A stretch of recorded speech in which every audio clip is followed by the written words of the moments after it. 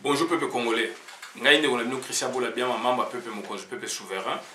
Na ekoloba makambo etali mboka parce que ba politicien balingi ko comprendre été nazo benga ba za ba ndoki ya Congo, ba ndoki au vrai sens du mot elingi na sens plaigner nango oyo africain yebi congolais yebi. Mais nga nazo parler ba politicien ba za ba ndoki dans le sens que balingi développement ya mboka ti. Puisque ndoki azali muto alingi yo o avancé te, yo o développé te. Et bango bazali wana lelo bazwa ko solliciter bango par-ci par-là puisque za ba parti politique et ba parti politique ezali biloko ba famille te, ezali biloko à l'état to lo bango. Tant bazo keni na ba ONU, ezali ba famille na bango ba bengisi bango na ONU te. Ezali makambu, ezali ba institution politique ya mboka, c'est le pouvoir congolais. Pouvoir congolais ezali compris na pouvoir donc ça dit na présidence, donc ça dit mouvance présidence na opposition. Il y a une classe politique, c'est le pouvoir congolais en soi. Tant que nous avons parlé de pouvoir politique, nous avons parlé de la famille na bangote na oni. Tant que nous avons l'Union africaine, nous avons parlé de la famille na bangote, nous avons parlé de la Congo. Tant que nous avons l'Union européenne, nous avons parlé au nom de la famille na bangote, au nom de la tribu na bangote, nous avons parlé au nom de mboka. Tant que nous ainsi par-ci par-là, nous avons parlé de Sadek, nous avons parlé au nom de l'identité du peuple congolais, nous avons parlé au nom de l'institution politique Yamboka. Donc, l'institution politique supranationale, il y a les colos ya Congo ou transnational, il y a les colos Yamboka, il y a gouvernement. Donc, nous avons représenté Mboka.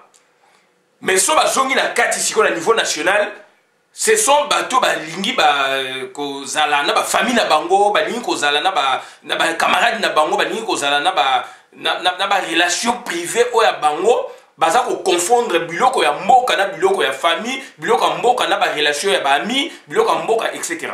Donc ce sont des sorciers ngalo na ko benga ba sorciers politiciens wana. Donc makambo ezali boye to ko yebisa peuple congolais to tchango na mutu eloko moko malonge ko bimana onité.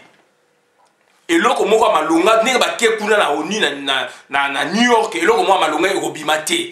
ONU est complice, Union africaine est complice, SADC est complice, Union européenne est complice. Donc, l'institution internationale Nyonso ou l'organisation internationale Nyonso, bazali complice. Balingi peuple congolais, balingi donc kitawana ezala monde.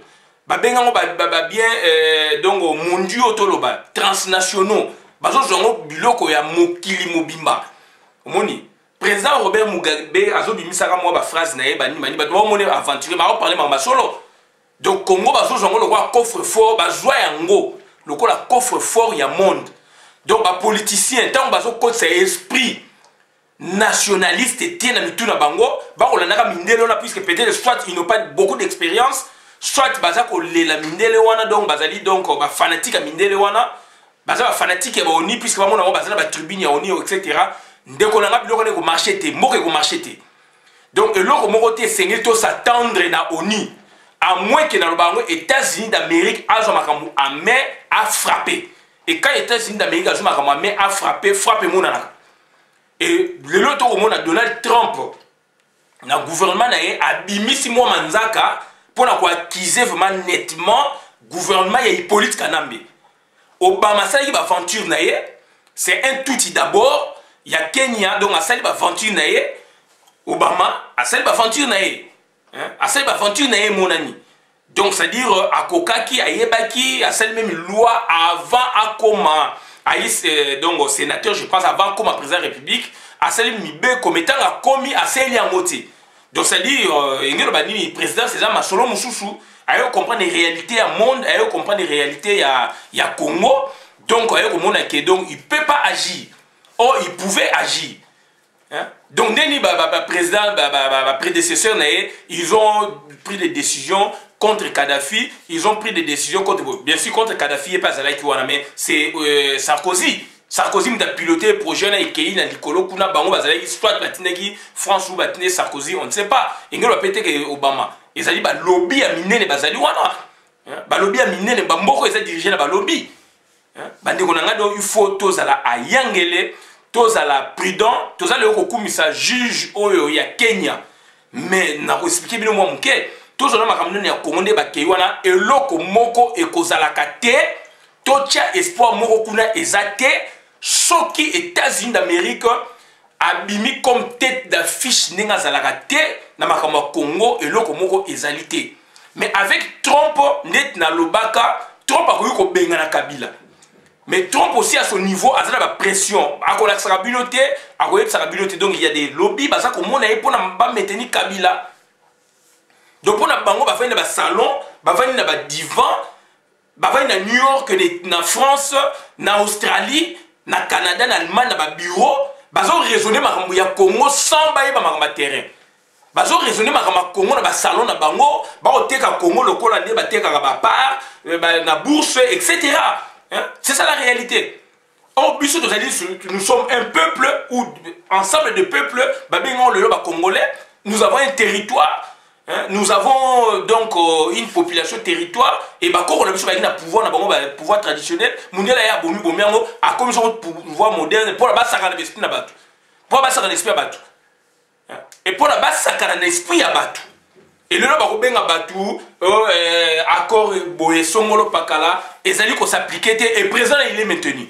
Alors dans l'entretemps tout le monde va résolution monsieur Sami dans pays mususu sa monde au kaka ONU avec une décision et makambu balongo la président pour tout le bâtir makambu ezali arrangé mais balongo la président no bango balinga gité. Le lo kanambe ateka uranium et yebani monde entier. États-Unis bani ko lo makambu uranium le loté. États-Unis d'Amérique abani ko lobama ya uranium le lote le on ba kotisi yango ba ko kotisa yango sko na Nations Unies puisque ba moni ke coréen wana akomi ko sala bango makamo ezalaka te Kim Jong-un akomi ko décider autrement donc lobby a osapé puissance nucléaire yango moni États-Unis sko akomi ko loba tamba États-Unis ba déjà ko loba na 2005 2006 etc.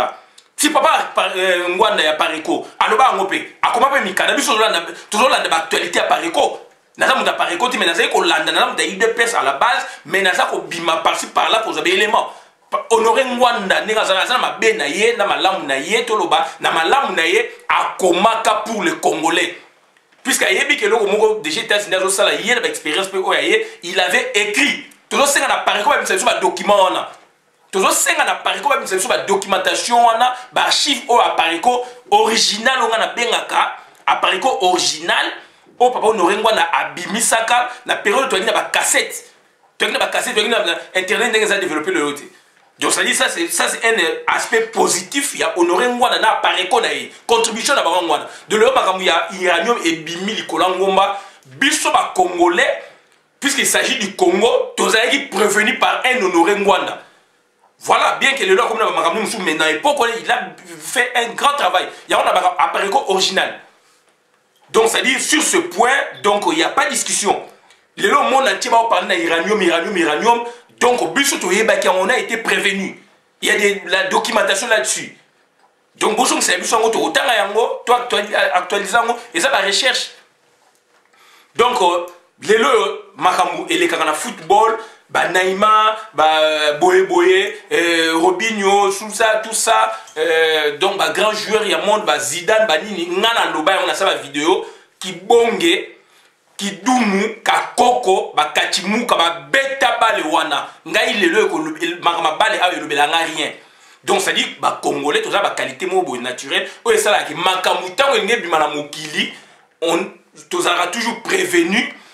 Toyebaka toujours makambo wana ou esalama epa na biso nakota baka ebele ezali nakota baka ebele lelo ezali donc c'est à dire pour vous dire que wana eli une parenthèse mo tozo fungola donc toza na kada sujet donc c'est à dire makambo moko ba politicien ba okene kuna ya biso ba congolais ba loba ezate ce sont des bateaux baza ko imposer bango pour na baya ko endormir population congolaise.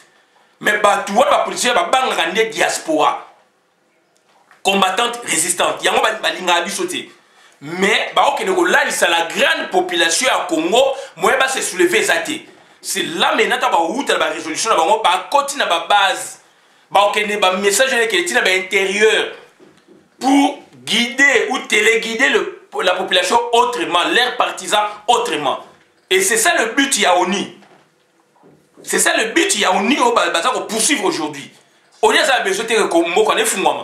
Et qu'est-ce que nous devons faire? Nous devons avoir l'esprit, il y a autodétermination, nous devons créer notre rébellion, nous devons faire ce que nous semble bon pour la keto bimana di boulouana. Comment expliquer qu'Adam Bazaliwana Yewana, jamais attentat Mouré Salama, jamais coup d'état monté et manqué de Toyoga dans la période de Mobutu, jamais Bobo. Il est là, il a ça comme marché, il a pas mandé le quoi tabac, a commis le quoi son nez. Comment expliquer le quoi Némoine? A commis le quoi robot, mon arayon, on dirait Moutumoro puissant, oh, Azab puissant, soit bêti ça, ça kimi. Soit pas bêti ça, ça kimi. Il y a un autre chose qui s'est dit, on a un Nikuna, bon, Satan n'est là comme côté, tant que les États-Unis d'Amérique ont frappé à côté. Puisque les États-Unis d'Amérique ont contribué à Mingi na ONU, ce qu'a eu une décision, c'est une des grandes puissances, il y a terre, ce qu'a eu une décision et qu'on a influencé ONU, mais d'abord, dans le cas il y a ONU, il y a un conseil permanent, il y a ONU, la France, la Chine, donc, je ne pense pas, ça c'est mon point de vue, et là au moins il faut passer, c'était bien que les États-Unis d'Amérique aient une position somolo. Mais les États-Unis d'Amérique ont frappé Kadhafi en 86, à 5 permission unité. Les États-Unis ont frappé Syrie, à 5 permission unité. Donc les États-Unis d'Amérique peuvent faire autant dans le Congo qu'au Bengana. Les États-Unis d'Amérique, donc le président Bush Junior, en 2003, je pense, quand il a eu une décision, Charles Taylor a quitté le pouvoir à 5 décisions unité. Et Charles Taylor a remercié Moutou a sengi na yeba longolaye. Peut-être que ko banga ko bomaye mais ba na ye na maloba a tosi bakanga na Nigeria ba no okima. Donc ça dit ça c'est l'actualité à monde. Toujours le bango lelo boye na to ya boye puisque on en a marre donc pays ezali ko kene ko kufa avec nos politiciens. Avec nos politiciens parce qu'on suivre politique il y a Bamindele, politique il y a Oni, il y a Bouzoba. Donc on y a limite développement il y a Komote. Bah on se rappelle résolution moko ya malamu te. Comment expliquer? Vous savez, les résolutions, donc combien on a? Autant de résolutions, dont la dernière, vous savez, pour Makamouya accord, il y a Saint-Sylvestre. Non. Et ça, il faut passer sous canam, mais sous courage, mon extraordinaire. Pour la tique, on a pouvoir ça n'importe quoi. Et il s'en fout de la résolution. Non, canam, il y a Massassi, Aroki Mandé na Massassi. Et c'est qu'il y a Congolais, tous à la rébellion. Et c'est qu'il y a Congolais, il faut tous à la rébellion. Na Birmanie, solution mon ami. Minorité, on a basali persécuté. Rohingyas. Aujourd'hui, ils se sont organisés en peu de temps, bah trouver bah moyen, bah mbongo, bah créer armée na bango, rébellion na bango. Pourquoi pas nous autres? Pourquoi pas nous autres? On essaie toujours de nous effrayer, sur sali boye, sur sali boye. Comment expliquer ça? Comment expliquer baba bunsaka bino, basaka na bespi na bino, tisikoyo rien. Lisa si mon côté mais quand on pénètre kanambe et pénétrer parler wana ya fana kawana et afin kana bunker to suino akene ko choisir donc palais des nations. Pourquoi? Puisque il y a un tunnel na kata tunnel ba partenaire zali o eza ko relier tunnel wana donc palais de la nation na palais de la palais ya monnaie o eza na Congo wana donc banque centrale akene ko fana kuna ba mbongo nyuso le kakawana hélicoptère ko bima et kati de la mai bino bozo ebate. Et puis, Moboule Bimi, il s'est terre dedans. Donc, ça dit, Boyebi, tu as une place, il y a Vanda Kakanambe. Il faut l'attaquer. Il faut oser. 20 ans, Mobile, l'équipe, au Congolais, mais qui même qu'on déstabilise, qu'est-ce qu'il y a comme histoire on va présenter? Et dans l'entretien, la police, il y a un bébé. Dans le discours interminable, et Zangatina. Et dans l'entretien, la diaspora combattante et résistante est là, l'ligne qu'on a bichoté. Pourquoi? Parce que la classe politique congolaise a zali donc grillé biso ba combattant. La classe politique congolaise dans son entièreté ba lingi ba combattante, ba lingi ba résistante, ba lingi diasporate. Or c'est la diaspora qui a ma solo, diaspora qui a compenser ba crise sociale. Crise financière, diaspora a plus de 54 milliards de dollars chaque année. Ils ont quand même budget à Mboka, ils ont compensé les soins médicaux, pharmaceutiques, ceci, cela, etc. Donc ça dit, que diaspora. Et diaspora, c'est une expertise au Congo, ils ont manqué. On est compétent. Il y a de la compétence de la diaspora. Et dans l'entretemps, la diaspora s'est servi la marche pied à politiciens. est-ce que yon ndeko oyaki poto pona oyaki poto il faut boyer ça biso parti politique de tinda ki yon na poto pona oya batine ko stage ou be quoi puis au kimi au vandi s'installer pona que le bosser la bango misala. Comment expliquer ça? Comment expliquer ça? Diaspora ne m'appelle ça la lumière. Biso doza lumière na mutu. Et boyo ki pe. Exemple donc le laka ya Kinshasa tuna na kata Congo. Basé la diaspora le binini. Espoir na bango sa diaspora. Combattante et résistante. Et biso donc balingi bisote et on fait rien et dans l'entretemps biso moko susu to comme ko c'est la susu ba politicien muto alingi ote oyo pese su kingwa kata yo. C'est to kene boy wapi. Dans l'entretemps biso mo na kata diaspora wa ba division salami pourquoi c'est le vœu à pouvoir ya Congo. C'est le vœu à classe politique ya Congo. Bah semer zizani na kata diaspora pour la force de zaï nango et koufa. Alors que tant que la diaspora ne sera pas réunie ou réunie, donc c'est-à-dire Congo et qu'on marché politique à Congo et qu'on marché. Puisque les politiciens sont des aventuriers. Pouvoir à lobby aligner l'élection. Pouvoir à lobby boye mais bino bozo linga toujours voyer l'élection. Mais dans l'entretien la CC boye bisi batouke bozo la voyer l'élection. Mais bozo qu'on se comporter comment? Dans l'entretien oni azomi mabino kuna oni ezara deux sortes. Oni ezara deux sortes na tangango awa. Oni ezara deux sortes de faits et de droits. Baza ko se substituer facilement. Boye bate oni ni nezo za décision. Oyo ndenge ba okota kuna donc ezali oni de droit.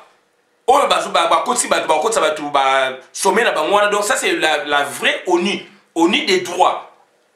Mais la décision monsieur ezo e bimara ça oni de fait puisque bazo ya na position moko de fait ba hôtel la position ya classe politique ya Congo oni atala la position ya classe politique diaspora na yelo binini classe politique opposition le binini.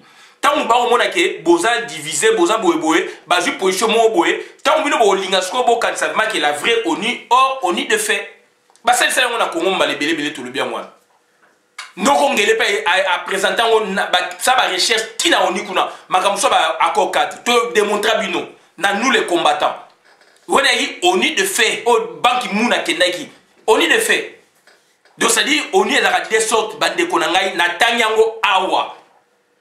Natanyango Awa, donc on a structure et développement participatif, na master 2, donc c'est-à-dire il y a ONU de fait et ONU des droits. Bon, organisation internationale, c'est la binôme 2.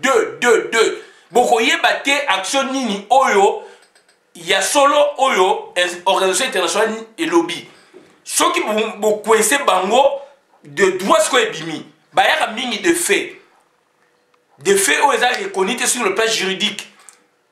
Donc voilà. Ceux qui sont coincés, il y a droit au bimi. Et ce sont les mêmes personnes qui ont joué des rôles. Ils ont droit international public.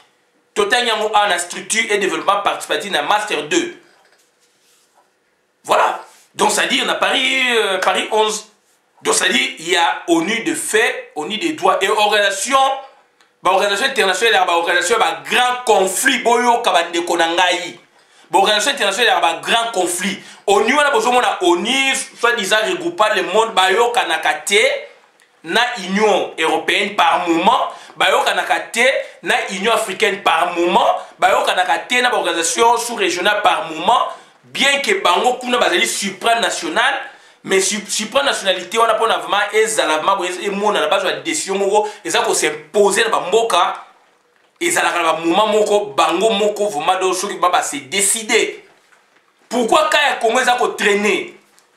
Pourquoi besoin de décision supranationale niveau ya Libye facilement en peu de temps? Pourquoi besoin de décision à niveau supra-tribal na Kadhafi? Saddam Hussein, il y a 91 bajouas qui simbi bien frappé, néantir moi mouké. Na 2003, combien de résolutions George Bush a joué? Ok, membre permanent sous baboy à convaincre au combien de résolutions Bolanda bande jusqu'à ce que baye ko pénétrer bango moko na batu o ba soutenir bango pays musulman. Donc, il faut que sala. Donc, pour moi, il n'y a rien là-bas. La décision, on l'a dit RFI, on l'a dit Africa numéro 1, on l'a dit TV na bango, objet et banaka à l'avance. Il n'y aura rien. Il n'y aura rien. Les politiciens sont des sorciers.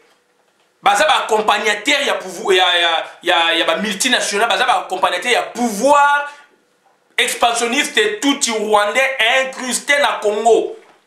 Les accompagnés en haut. Puisque Kabila a bloqué par rapport à l'article et Songolo Pakala verrouillé, Douskoyo, pour aller kaka à pouvoir et vous avez toujours une négociation de Sabino. Ils ont anéanti leur constitution. C'est comme une négociation politique. Bali ko Sabino en gros été que constitution est sous-souté, to oublié ça bango normalement constitution il fallait pas sur soir yango on to parler le leur na accord. Ba mais biso na schéma ya Burundi. Ou d'un côté, il y a un accord, d'autre côté, il y a une constitution. Ton côté, il y a un flou constitutionnel. Ton côté, il y a un flou. Il y a un texte. On ne sait pas quoi, donc on ne sait pas donc dire avec netteté et l'autre boye. Tant que il y a un accord, il y a une constitution.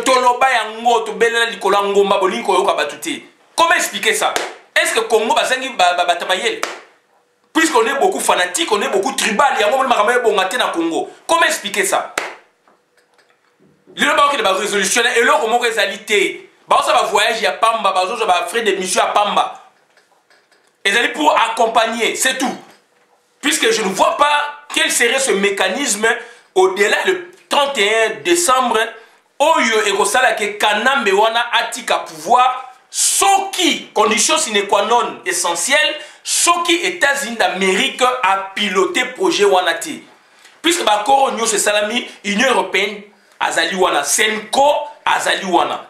Donc Vatican, Union Européenne, Azali Wana. Et Soki Wap, rien. Soki États-Unis d'Amérique est s'impliqué, j'insiste, dans le Wana, Soki a piloté projet Wana Yemoro Boite, Balongola Kanam, et surtout Makama Iranium et Bimi, ce monsieur.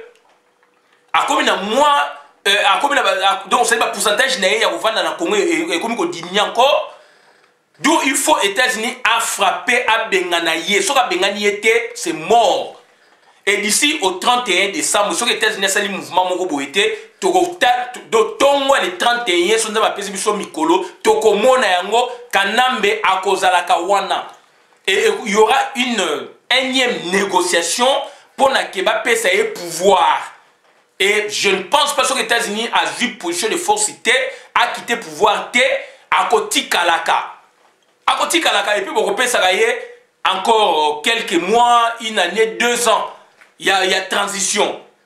Dans l'entretemps, il est là, payer ça, payer, etc. Donc il n'y aura rien. Objet d'aller bimi. Dès que vous allez avoir des politiciens, comme la ONU. Donc, dans le niveau de diplomatie, ça a précédé Blokoana. Diplomatie américaine, et situation là sort. Ils allaient réserver les 31. Enfin, ils allaient réserver sur les 23 dans l'ONU. Sort le baterage, Babou Mamoudou, sort le baterage, Moutouba Rolonga. Donc, ça dit acte final. Bah, et bien, déjà, pour Blokoana, ils ont déjà préparé à l'avance. Belgique a ébi, Union Européenne, États-Unis, pays, Chine, Mikane circulaire dans la diplomatie. Ba parti politique va représenter kuna mine na mboka bazwa ka ba courrier ezali donc travail ça média en amont ba de konangai. Pourquoi ba lingo yebisa binoté?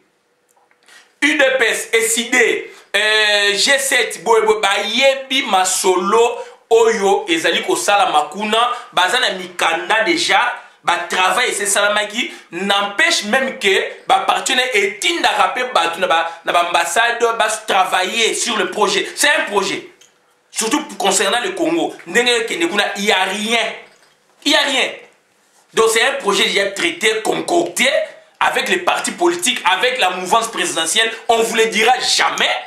Ça, nous, on vous le dit maintenant, on ne vous le dira jamais.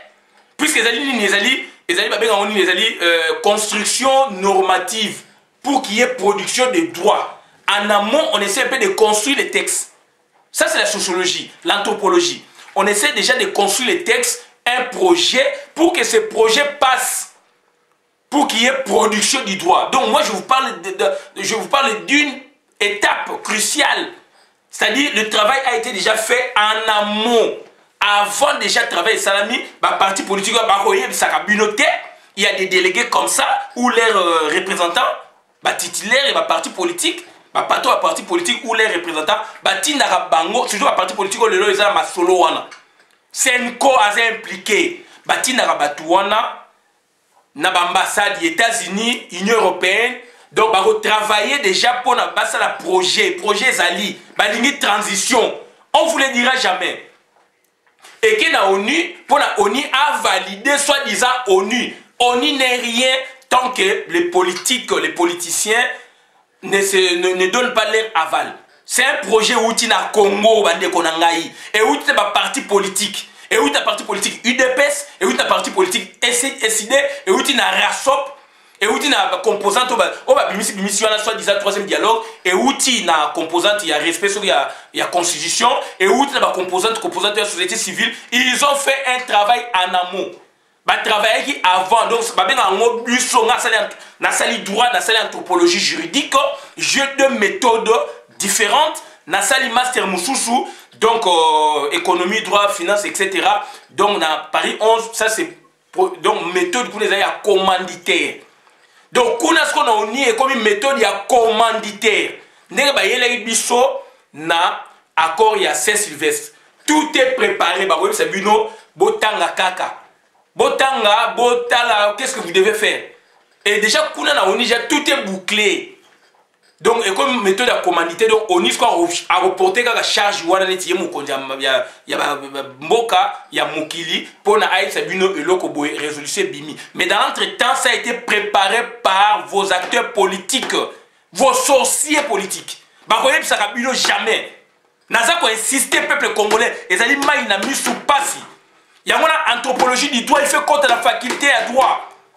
Nous, on a fait la science, donc, la science dans un rôle mystique. Donc, on a détruit le droit facilement. Donc, c'est-à-dire, vous, le droit, c'est le texte, la production, c'est salami, on commence à interpréter. Mais on a la méthode Moussoussou, avant, je suis avant le droit. Le droit va créer. Et puis, dans le droit bimi, juriste a autant que la bino est bimi. Ils ont un décalage ou pas, ils ont un ou pas, lui il va les appliquer. Surtout le pays, il y a un mabé, donc ils ont un décalage, ils ont un casse. Na mindeli awa décalage ils ont toujours, mais quand il y a ça, bah texte bini, bah discussion bini, bah kéi, bah travailler. Il y a toujours qu'on insiste, il faut anthropologie du droit et quand tu as un master, na faculté à droit. Et on peut ça droit, comment on peut ça droit efficacité nango. C'est une autre science. Là maintenant, on va vous parler des textes. Texte et le biboé. Par rapport au terrain, zéro. Et moi, je vois les textes. Naïe na terrain. Le moins na terrain. Naïe na texte. Je vois la différence, la comparaison. J'ai beaucoup d'éléments avec d'autres méthodes encore. D'autres techniques encore. Voilà l'efficacité et le raisonnement. Donc, ça dit, ce qu'on vous fait là, bah, qu'on miroiter peuple congolais, oni, rien. Tout commence en amont avec vos acteurs politiques. Il y a RASOP. Avec vos acteurs politiques, il y a société civile, acteurs politiques, il y a Senko, travailler dans la diplomatie ou en nuanso, ou ezali na moka. Mikane se keye, bango bazan kuna, travailler sur bazan ko accompli comme des acteurs en amont, on ne vous le dira pas, et comme les acteurs en aval, acte final. Alors que bango tu baza zunguluke bandoki ya Congo teki moka na ba diplomate wana bazui résolution balingi ko nini imposer batou et comme supranational alors efficacité ezalité politicien na biso yebi to travailler wana en amont travailler déjà travailler na Congo na ambassade wana donc bazali na point faible puisque ambassadeur imposer bango peu point de vue au bango mona pour la Congo. Et là maintenant eux ils vont rien dire. Palou c'est Koufa, Palou et Zali na katia mouvance présidentielle va représenter unité moko, entité moko, par parti politique. Donc RASOP dans son ensemble bango va travailler en amont avant ba kenina ONU ba ko sabino ba travailler na Congo. batravaillaki na Congo place bateki mboka baza kobanga kozwa charge wana aventure basali biso na Senko accord assez civil pareillement na suka balobake on y a imposé non on ne peut pas vous imposer tant que il n'y a pas un travail en amont babenga on une construction normative on construit une norme bozo tonga eloko moko boye avant droit et ya avant que comme un droit il y a un travail en amont avant que l'on comme la constitution sur le temps biloko on appelle na constitution il y a na acte fondamental na 60 il y a une conférence il y a table ronde il y a Bruxelles ba résolution il y en avait 16 na l'axabino yango il y en avait 16 yango et salaki mbala moko et commis loi fondamentale ba article on appelle mingi ke sous ti na constitution ya lulwabu pour la constitution basa on a lulwabu et yo kanaki déjà na et quand même likolo déjà na conférence ya table ronde ba résolution na démontrer bino makambo nyo se bimi na lulwabu na loi fondamentale yeti na constitution il faut qu'on suive ça dans 4 ans et outaki na masolo na discussion donc en amont construction normative là où il y a discussion il y a débat il y a donc construction vous construisez pour qu'il y ait production du droit en aval. Et ça, donc, il y a master anthropologie du droit, cours, il y a professeur Camille Kouyou, un Congolais, grand maître, après ça va cours partout.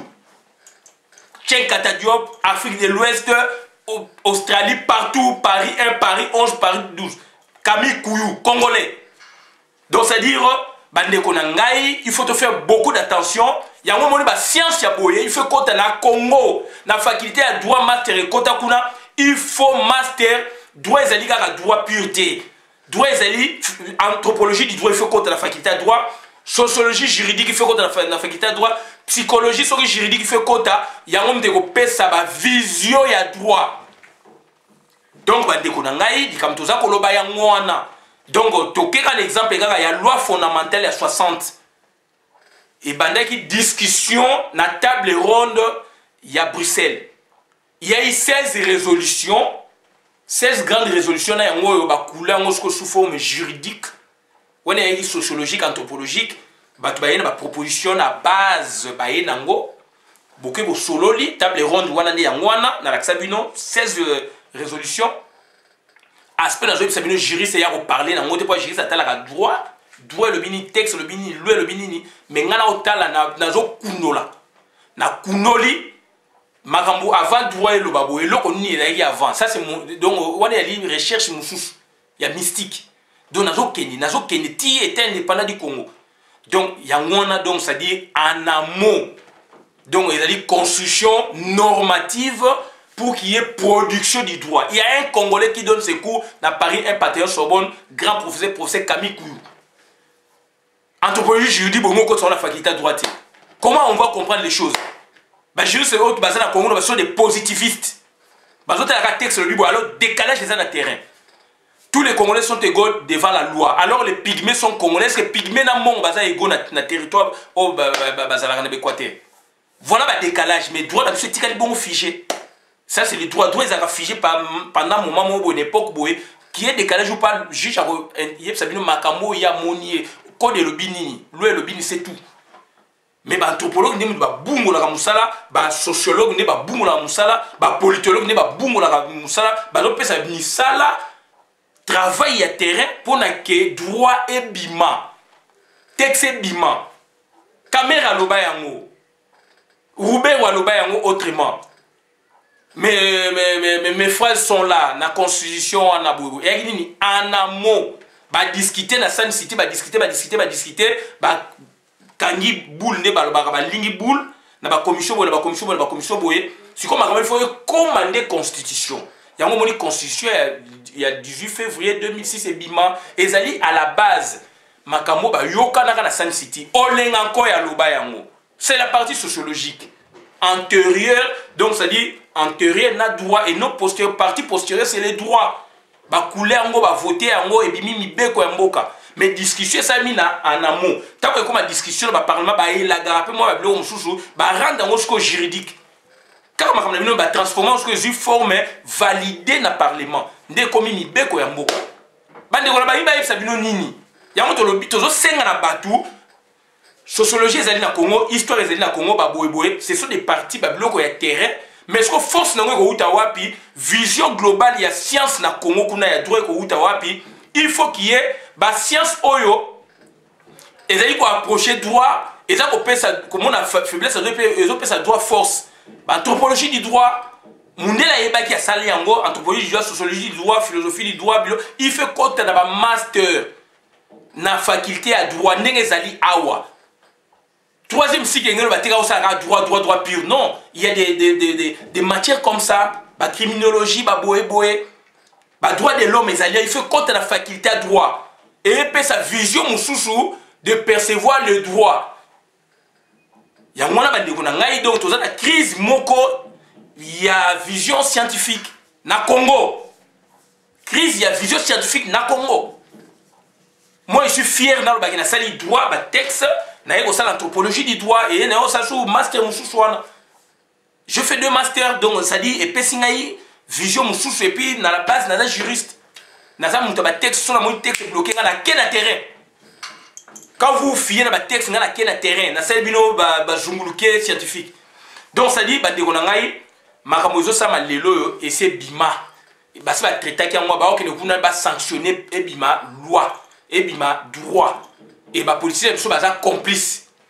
Donc, toujours parler de juge Oyo, Azali en Afrique du Sud, et na Kenya, Azimi Beko, va payer 5 millions de dollars à Boy, etc. Oui, les autres ont vanté. Mais il y a la main invisible de Obama, vous oubliez, mes frères et sœurs. En 2008, Obama a fait une campagne. Moboule bimina mboka na ya biboye ba bien na za Kenya. Nous on suit les tous landaka ba information to tangaka. Ba journaux ba kabaka au fait to tangaka ngo ba information na ba connaissance on comprend. Et puis Raoula Odinga azali cousin propre ya Obama. N'est-ce pas que la période où Obama il qui est l'année processus démocratique par 2 fois 3 fois a gagné. Comment expliquer le loyo Obama n'est plus au pouvoir? Un grand président américain d'origine kenyane du père, le loyo malamo cour suprême et bimi et une position wana. Bravo. Vous voyez les textes, c'est ça bino ce que vous avez texte au belo lingi ba pesa bino. Nga en tant qu'anthropologue du droit, je porte maintenant casquette anthropologue du droit, je vois le terrain. Qu'est-ce qu'Obama avait dit en 2008? Na boy mobule bimeza mboka tata na ngai monde entier landa. Soki yo landa kade ndeko naza ko informer ça ba recherche. Deuxièmement, Raoula Odinga ona cousin na ye propre aloba yango Raoula Odinga ye moko. Obama loba ngote me ye mo aloba on ba période wana. Na ba journaux pe comment na ba Kenya. Cousin propre ya Obama. Bien sûr, il a fait quelque chose en Dimaki, basa la gouvernement du national, il a apporté quelque chose pendant transition à Bango. Et le politicien ba salité alors que le premier ministre ba nomakaye ba votaka ba nomakaye pardon ba votaka mais ba nomakaye ba révocakaye par le président de la République, c'est que eux ils jouent ba yebiango so ba s'engager ba zongisima puisque ba que gaz et kosila pour puissance na bango kosila musi tu yona kizenga yewana et si là on n'en parle plus. Or kizenga n'a pas le deuxième force ya Congo en tant que parti politique, en tant que personnalité politique enterré puisque a travaillé qui a sali et l'autre noma qui va révoquer et l'autre moi ça encore revendiquer les a sous-souté batne baza convaincu bazwa ki mbongo ba yibi mbongo donc parti na bango siko eza ndenge za wana baza na majorité présidentielle na 2011 ba nge ba meka ba débat ba yesi bango kuna a peu ba politique ba combattant ils sont mais bouti na pouvoir nie ba vani nie. Le vrai problème maintenant c'est que les na Congo avec l'UDPS. L'UDPS à chaque fois, bazoli va s'engager, mabilo tina souka, bazongi. Ba se recouvrier, bazongi siko na poche lokola escargot lokola koba. Donc bokei comité na souka, bozongi, bamsusu, baza grillé. Cette fois-ci, tu sais il faut un masque est tombé.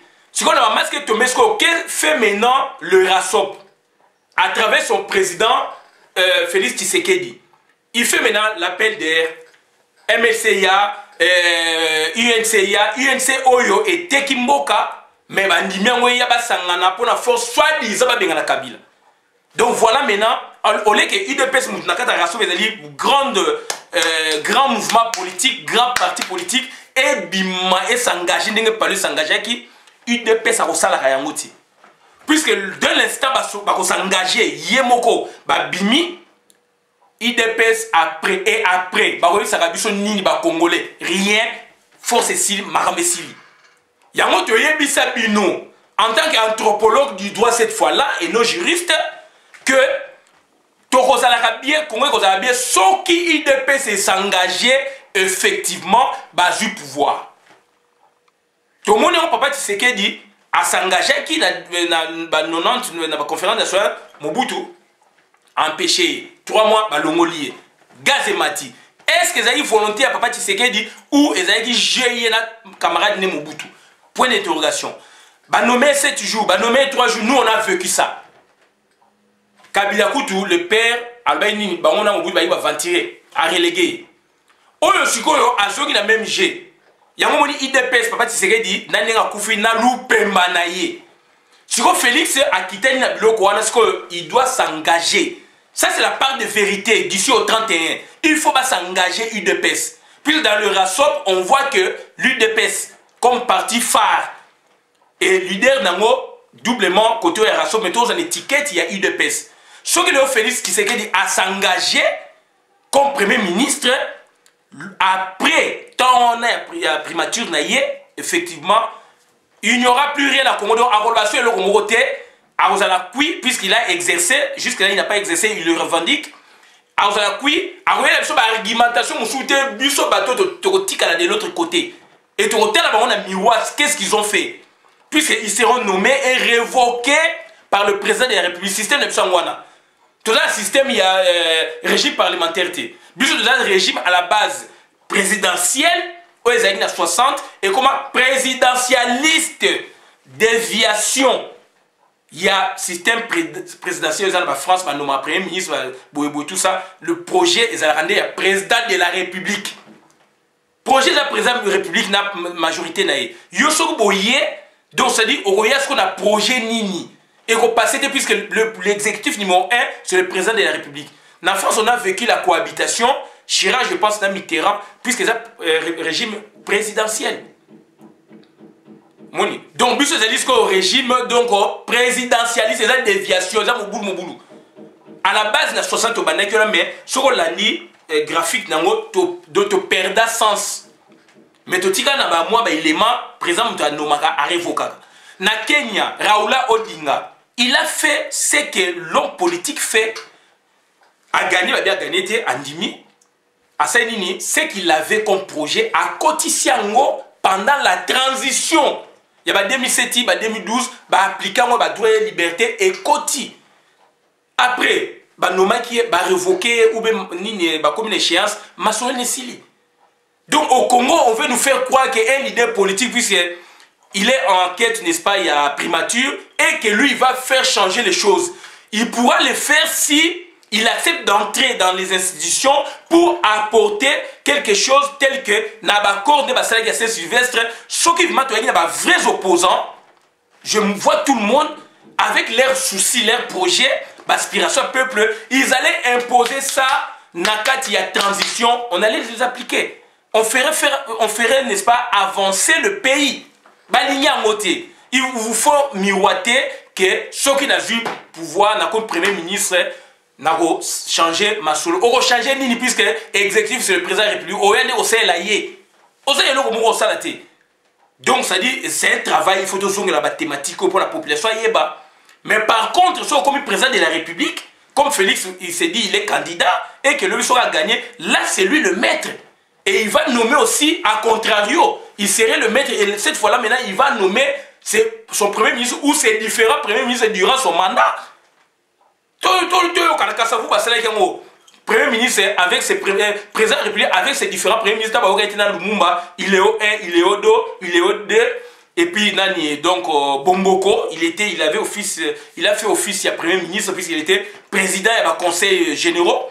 Il y a un commissaire généraux, puisque le régime, il y a un commissaire généraux, donc Bomboko était leur président. Office, il y a premier ministre.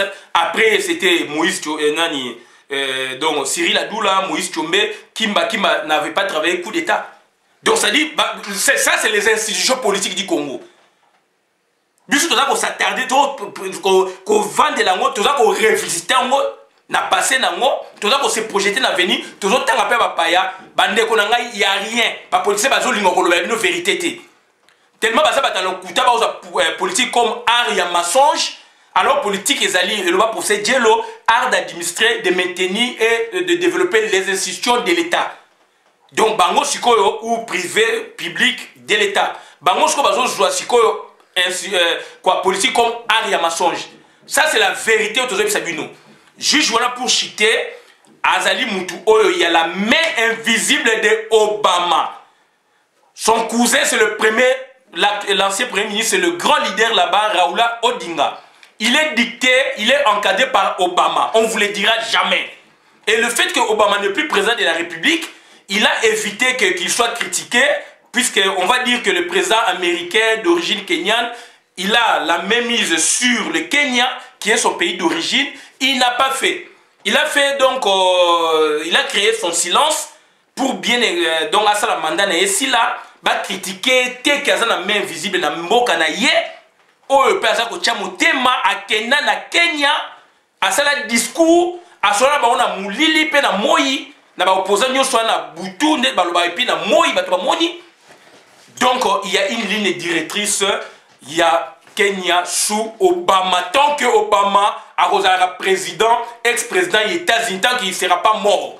Puisque mort à la minene, un ancien président, il a toujours un mot à dire, et surtout dans Moka Tata Naye. Ce qu'il n'a pas pu donner à l'Afrique entière, il donne ça maintenant à Kenya, à Tata Naye. C'est que Obama n'a pas pu donner aux Africains entièrement, il le donne maintenant donc na mboka ya tata na ye, la démocratie, l'état des droits, pour que ezala une avant-première en Afrique. Un juge ya Cour suprême, un président de la République ou yazali magistrat suprême ya justice, magistrat suprême donc likolo ya donc yende mutano marabango banini a organiser l'élection a bien gagné, Balbi qui a gagné et l'autre qu'on a pu bazo Kenesco va organiser deuxième élection et il y aura du sérieux maintenant. Le fait que Raoula Odinga azali très populaire dans le débat démocratique, puisque c'est un démocrate, c'est un débat démocratique. Il avait donc il avait fait fuir président donc Kenyatta, Uhuru Kenyatta, moi, Jomo Kenyatta, je pense, aboye ko ya débat, un président de aboye ko ya débat, et hier, Raoula a tenu débat, la constitution, il faut débat, mais le président Aboyaki, c'est un homme populaire avec des idées, surtout il a apporté un plus pendant la transition pour faire changer ou faire évoluer le droits et libertés fondamentaux. Yambo Kanabango, je pense que Yem Tako passé, puisque maintenant, annulé, il y aura du sérieux avec des témoins, des affiliés de partout dans Kenya. Ce monsieur-là, l'opposant là, va passer. Et ce serait une des premières en Afrique. Jusque-là, déjà, il y a une des premières en Afrique, Cour suprême a invalidé l'élection, il y a présidence, il y a président de la République. Et le président de la République en exercice. Et ça l'a maté. Raison pour laquelle, ça c'est la démarche maintenant anthropologique, c'est pas juridique. Vous voyez les textes, moi je décortique, je descends sur le terrain, je décortique, je fais bouger les cocotiers et les noix tombent. C'est ça la démarche sociologique, c'est ça la démarche anthropologique. Et là, on dit, ça veut dire qu'il n'a pas cœur vers les textes vers les actes, on a des éléments. Quand vous vous fiez, vous donc lisez les textes, et le biboué, décision course suprême, arrêt à course suprême, le biboué, le droit, vous n'aurez pas de réponse dans le pays, dans le busso, il y a un tiers monde. Donc, raison pour laquelle nous avons plaidé, anthropologie du droit, il fait quota, dans master, équivalent master, dans la faculté de droit, il fait quota, sociologie du juridique, il fait quota, philosophie du droit, il fait quota, science, il fait quota. C'est ça qu'on peut sa vision, il y a perception, il y a droit, perception ya mboka et ça va faire évoluer des choses na poto ezali. Donc bandeko na ngai toka na malamu Raoula Odinga c'est le cousin d'Obama. Obama, il a fait ça exprès, il n'a pas voulu se salir sous son mandat pour ne pas critiquer la même mise, un président américain a la même mise sur son pays, puisqu'il y a ça qui ne va pas, et donc à Prometa Bango, na moi comme na Boutou, Yango a scellé Yango, ce qu'il n'a pas pu donner en Afrique, à l'Afrique, pardon, il a donné à son pays d'origine. Origine de mes parents, et puis il est Kenyan d'origine. Donc, ce qu'il n'a pas pu donner, insister, ce qu'il n'a pas pu donner aux Africains, il a donné aux Africains autrement, donc aux Kenyans, ses compatriotes, Yabo Tatanaye, et le Kenya est devenu une des nations au monde, surtout en Afrique, il y a démocratie. Et là, Obama a pesa te a pesa mosko famille na a pesa mon parenté na a pesa mon bandeko na ye. Donc Kenya lelo ezali plébiscité na matière de démocratie, ezali plébiscité na matière d'état de droit, puisque l'état de droit maintenant c'est la justice, c'est la cour d'appel ou cour suprême il y a Kenya, ça c'est les droits, l'état de droit. Démocratie, c'est-à-dire tolérance, débat d'idées, etc. Faire avancer les choses. Et mon année, bandimi élection, apaisée, en quelque sorte, état de droit et bimi, Cour suprême. Quand on vante ces juges-là, bravo, moi aussi je l'invente. Mais du moins, il y a la mainmise d'Obama sur ce truc. C'est que ce monsieur n'a pas pu donner, n'abafriqué, bandekonaye, en général, il a donné na Kenya.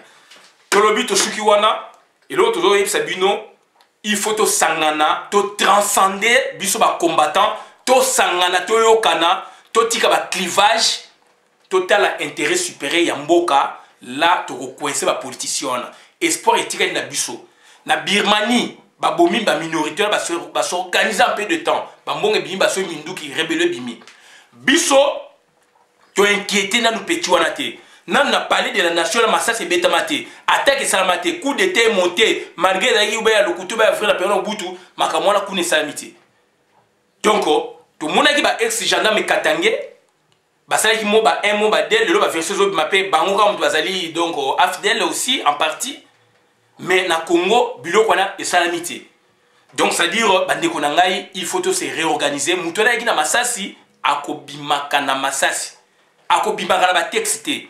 Ba Congolais o ba kei kuna ba kei ko sala mission oyo esalamaki déjà ana kuku biso d'anthropologie du droit to benga ngo construction normative na suka donc ezaka production du droit donc tongi masolo na bino na CCCC donc ba soina ba ambassadeur donc résolution oyo makuna ba tutu ba yebi IDPS yebi palu yebi raso yebi donc pouvoir en place yebi mon entier yebi.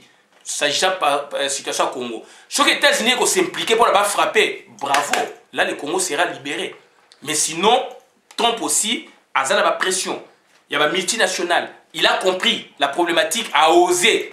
Makamouya iranium, et c'est Bima Kala na États-Unis, papa honoré na aloba kango déjà kala.